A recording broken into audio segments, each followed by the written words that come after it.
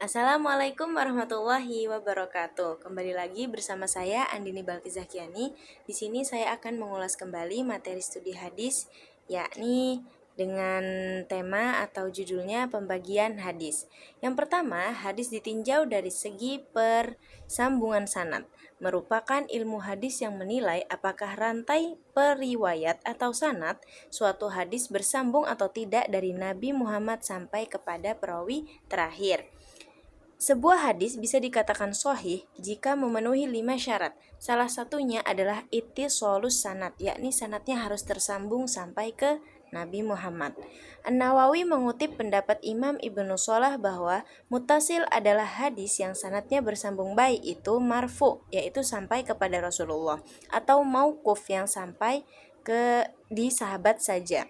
Sedangkan hadis munqati adalah hadis yang sanadnya terputus di bagian mana saja penyebab cacatnya sanad secara zahir. Lalu yang kedua, ada hadis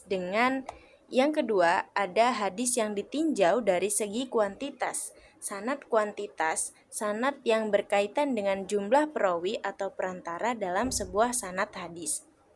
Lanjut, yang ketiga, hadis ditinjau dari segi kualitas sanad dan matannya.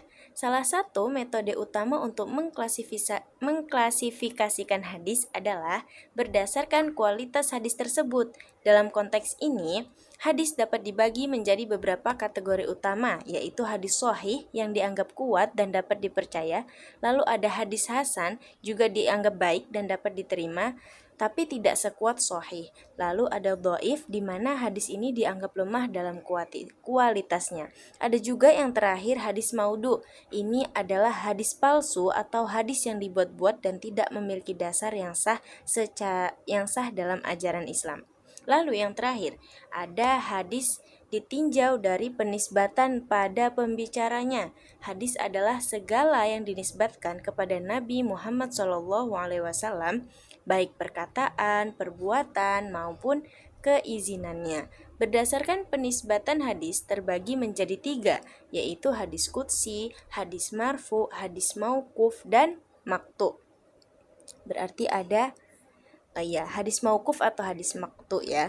Jika kepada Nabi itu adalah marfu, jika kepada sahabat itu adalah mauquf, lalu yang terakhir yang dinisbatkan kepada orang-orang setelah Nabi, baik dari tabi'in maupun setelahnya, itu adalah hadis maqtu.